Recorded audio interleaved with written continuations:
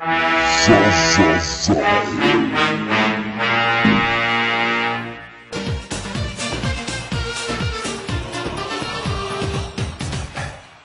لحضراتكم لقطه دلوقتي لغايه لما تجيلنا لقطات اكثر تفصيلا. تعالوا نشوف مع بعض اللقطه دي ونعلق عليها.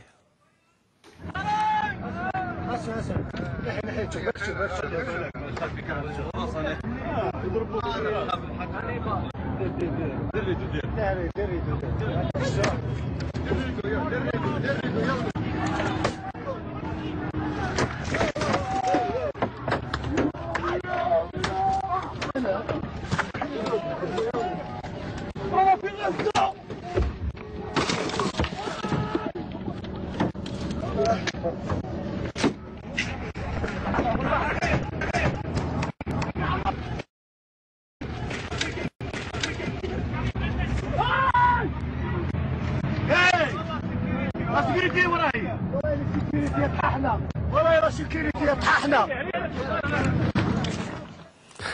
اللي انتوا شفتوه ده متصور، اللي هو المرافق اللي معاهم طبعا الموبايل بتاعه من جوه. انت خدت بالك من جوه الاتوبيس طبعا، يعني هو اللي متصور من جوه الاتوبيس، بس هم فضحوا نفسهم يعني.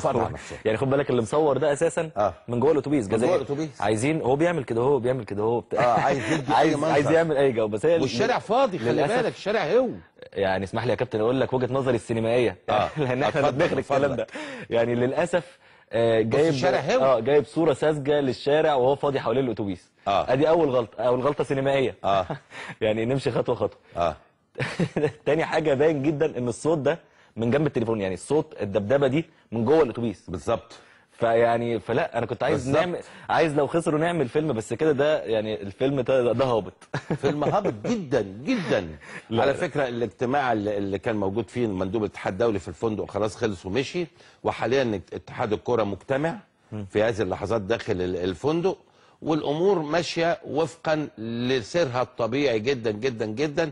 وان شاء الله هيبقى عندي فيلم تاني بقى اكثر توضيحا ان شاء الله هنعرضه على حضراتكم تشوفوا زي ما كان بيتكلم معايا الاخ الفيلم اللي عرضناه ده. الفيلم اللي عرضناه ده هو الفيلم الجزائري اللي متصور منهم هم كمان الفضايح دي.